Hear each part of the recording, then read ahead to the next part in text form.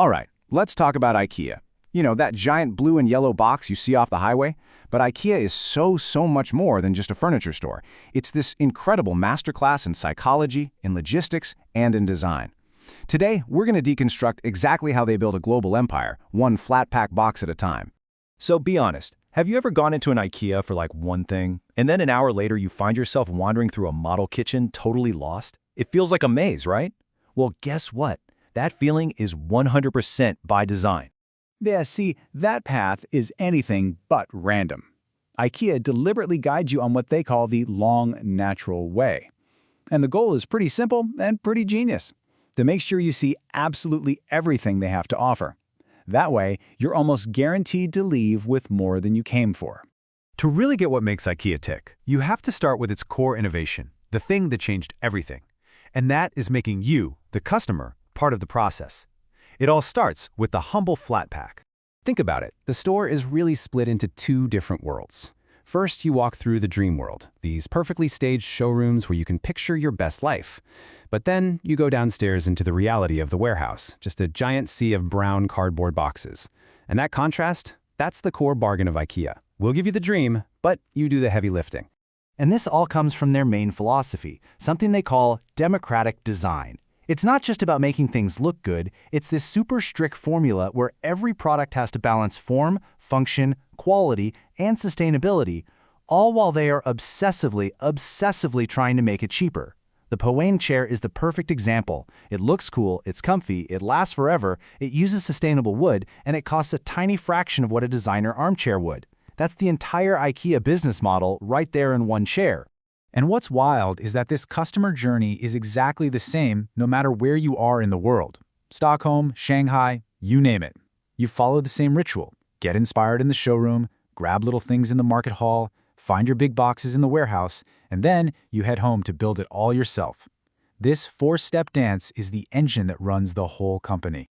And that last step, the assembly, oh, that's where the real magic happens.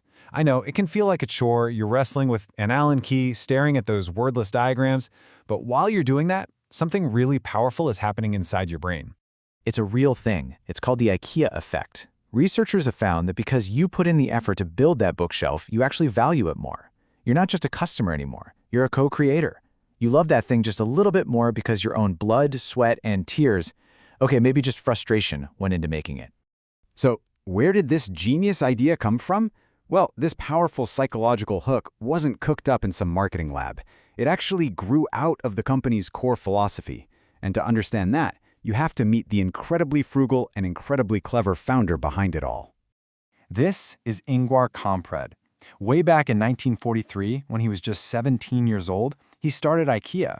And it was just a small mail-order business in the Swedish countryside. He didn't even start selling furniture for another 5 years. It was this tiny, scrappy operation that would, eventually change how the entire world furnishes their homes. And the name, IKEA, it's not just some random Swedish-sounding word. It's actually a super personal acronym. It stands for his initials, Ingvar Kamprad, then E for Elm Tree, the farm he grew up on, and A for Agunnaryd, his hometown. So right from the very beginning, the brand was literally grounded in who he was and where he came from. Now here's a really cool detail. Kamprad was dyslexic, which made it really hard for him to work with long numeric product codes. So, what did he do? He created the naming system we all know and kinda love today. So, bookcases are named Billy, sofas are Klepen. A personal challenge for him became one of the brand's most charming and memorable features. Okay, so from those super humble beginnings, IKEA started this just astonishing global expansion. But, as you can imagine, taking this very specific, very Swedish model and exporting it to the rest of the world, well, it wasn't always a walk in the park. Just let that number sink in for a second. 504 stores in 63 different countries. I mean, to put that in perspective, at its peak, a new IKEA store was opening somewhere on the planet every few weeks. The scale is just immense. It's become a standard part of modern life, from North America all the way to Asia. And this map really drives that home. The blue and yellow has literally spread across the entire globe.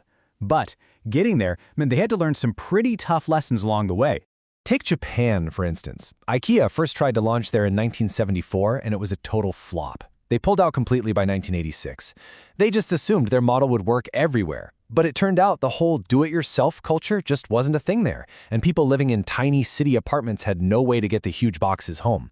So when they went back in 2006, they did their homework. They adapted their room displays to look like real Japanese apartments, offered new services, and boom, it was a massive success. Okay, so that brings us to today. What's next for the company that basically defined the 20th century home? Well, now they're trying to figure out what the 21st century home is going to look like. And they are moving into some pretty surprising areas. We're talking way beyond smart lighting. Now they're fully integrating tech with partners like Sonos.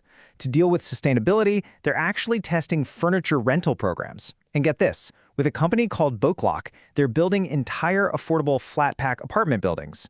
They're even rethinking the giant blue box itself, opening up smaller stores right in city centers for people who don't have cars. So it really makes you wonder, doesn't it?